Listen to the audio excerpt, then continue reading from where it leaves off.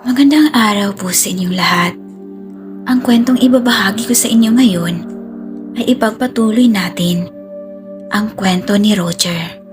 Noong pagdating nila sa bahay ni William, ay bumungad sa kanila ang pamilya nito.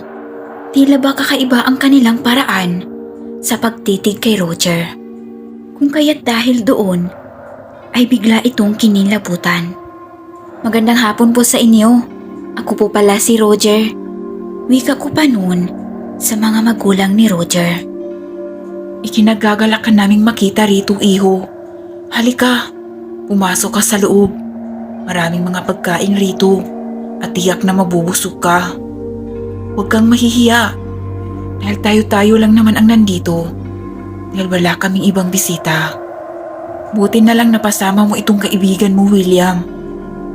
Sana nagdala ka pa ng marami para mas masaya. Wika pa noon sa ina ni William. Subalit hindi na sumagot si William dahil nakatitig lang ito sa kanyang mga magulang. Para bang nag-uusap sila, gamit lang ang kanilang mga mata.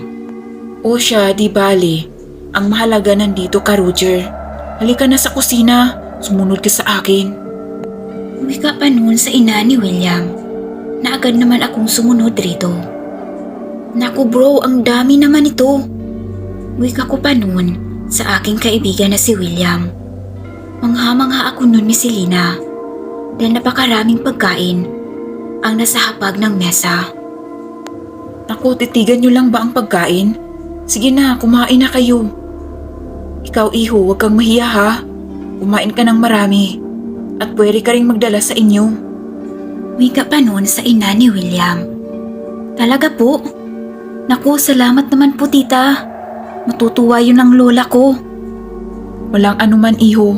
Sige, maiwan ko muna kayo. May gagawin lang ako sa labas. Sa mga oras na yun ni Selena, ay sobrang excited ako na kumain sa kanilang pagkain. Dahil matagal na rin akong hindi nakakain ng masarap. Agad naman akong binigyan ng plato at kutsara ni William.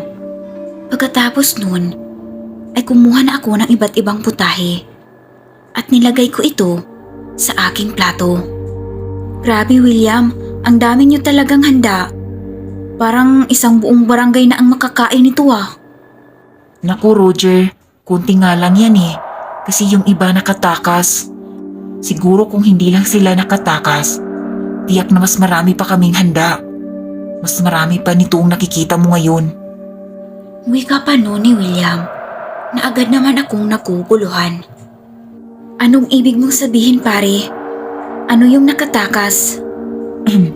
Ang ibig ko kasing sabihin yung alagang baboy ni Mama. Nakatakas kasi kahapon, kaya hindi na namin ito nahabol pa. Sayang naman yun kung ganon. Oo, pero ayos lang. Sigurado ako makakahanap pa rin kami ng mas marami pa doon. Wika pa noon ni William sa akin. Siya nga pala pare, saan ba kayo bumibili ng karne? Kasi parang ngayon lang ako nakakain ng ganito. Kasi parang ang lambot niya. Parang kakaiba to sa baboy na kinain namin noon ni Lola.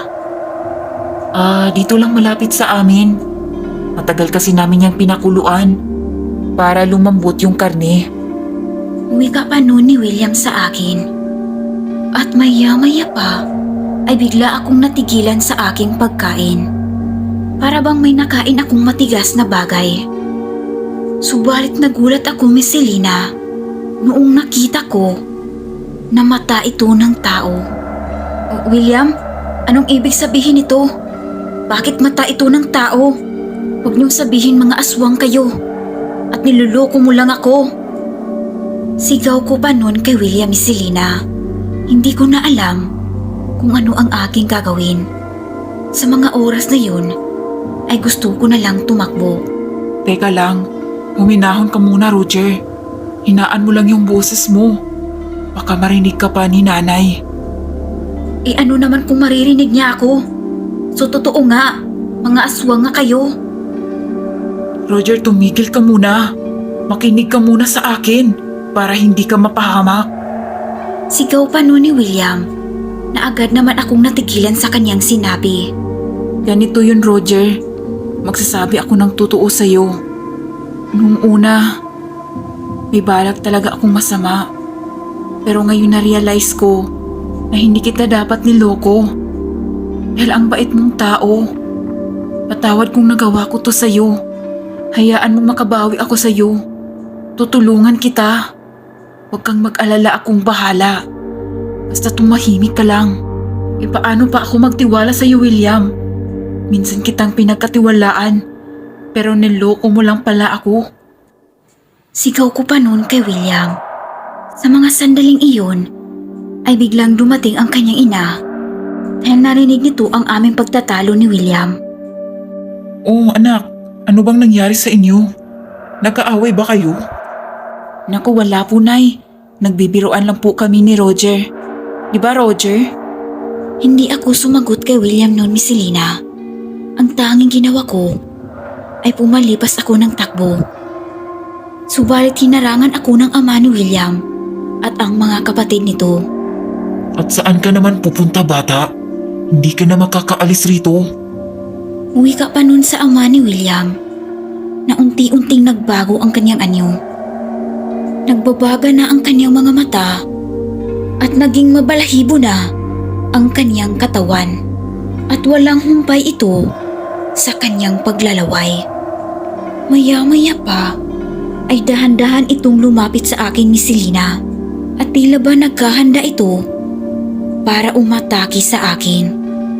Umaangil ito ng umaangil hanggang sa itinuloy na nga nito ang kanyang pag-atake. Subalit biglang humarang sa akin si William dahilan ng hindi ako natamaan.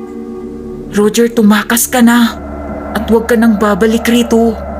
Uwi ka pa noon ni William na agad naman itong ikinagulat ng kanyang mga magulang. Ano? Anong ibig mong sabihin? Bakit mo kinampihan ang taong yan? Uwi ka pa noon ng kanyang ama na galit na nakatingin kay William. Pasensya na po kayo, Ama. Hindi ko ginustong suwayin kayo. Pero pakiusap, huwag niyo po siyang saktan. Dahil mabait po siya. Hindi yan maaaring gusto mo, anak. Kailangan natin siya. Sigaw pa noon ng kanyang ina, Miss Selena. Marami pang iba dyan, Nay. Huwag lang yung kaibigan ko. Pakiusap. Kahit anong pakiusap ni William sa kanyang mga magulang, ay hindi ito sumang-ayon sa kanya. Kung kaya't dahil doon, ay napilitan si William na kalabanin ang kanyang sariling pamilya. Ano ba, Roger? Umalis ka na rito. Bilisan mo. Sigaw pa noon ni Roger sa akin habang nakipaglaban sa kanyang ama.